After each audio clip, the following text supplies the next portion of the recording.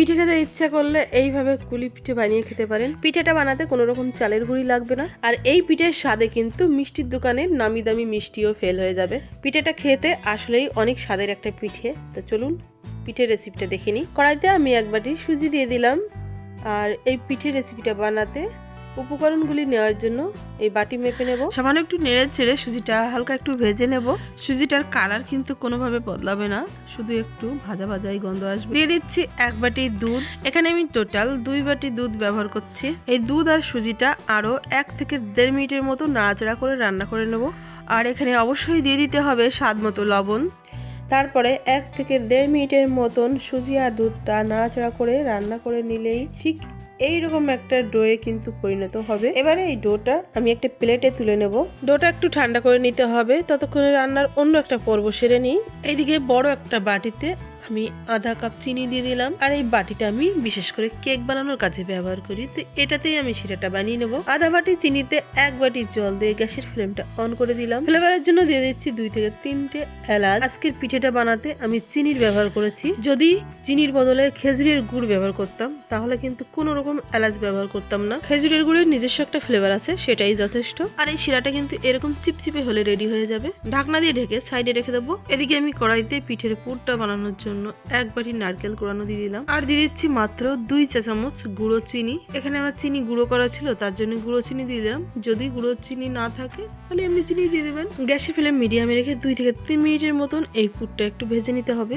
আর এই দেখেন কালারটা কিন্তু সামান্য একটু চেঞ্জ হয়ে গেছে। এই মুহূর্তে আমি 10 টাকা দামের একটা গুঁড়ো দুধের প্যাকেট কেটে গুঁড়ো দুধটা এর মধ্যে ঢেলে দিলাম।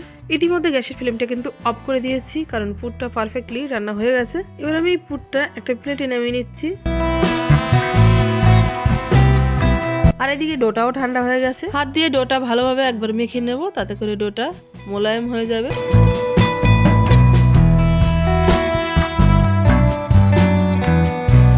এবারে আমি এই ডো থেকে সামান্য একটু অংশ নিয়ে হাতের মধ্যে এইভাবে গোল করে নিচ্ছি। তারপরে একটা বাটির আকার দিয়ে নিচ্ছি এইভাবে।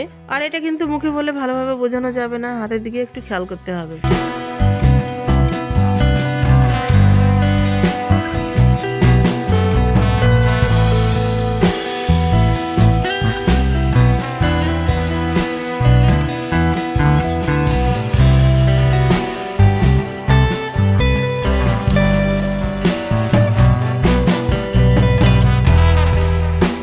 কি সুন্দর কুলি পিঠে তৈরি হয়ে গেল। এইভাবে আমি আরো 2টো করে দেখাচ্ছি।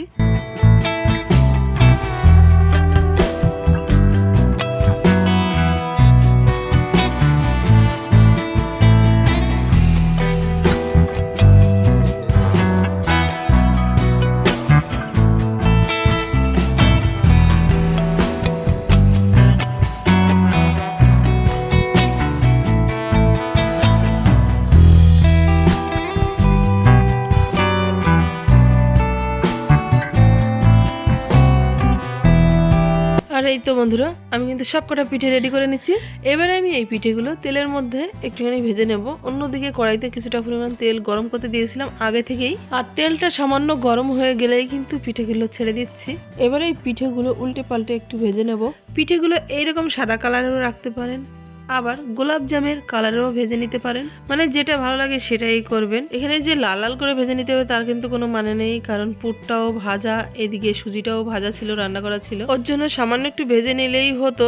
আমি আবার একটু গোলাপ জামের কালার করে ভেজে নিচ্ছি দেখতে সৌন্দর্য লাগার জন্য। আর এটা দেখতে যেমন সুন্দর হয়েছে, খেতে কিন্তু একেবারে সুজির গোলাপ জাম যেমন লাগে তেমনই স্বাদ। আর এই পিঠেটা তেলের থেকে তুলেই কিন্তু আমি ডাইরেক্ট শিরার মধ্যে দিয়ে দিলাম। 2 মিনিটের মতন এরকম ভাবে একটু রেখে দেবো। আর ওইদিকে বাদ বাকি যে পিঠেগুলো ওইগুলো একইভাবে ভেজে এইভাবে শিরার মধ্যে দিয়ে প্লেটে তুলে নেব 2 মিনিটের মতো রেখে। আর দেখতেই পাচ্ছেন বন্ধুরা কি সুন্দর কুলি পিঠে এখানে ঝটপট তৈরি হয়ে গেল। আর পিঠে খেতে ইচ্ছা করলে এইভাবে ঝটপট এই কুলি পিঠেটা বানিয়ে নিতে পারেন।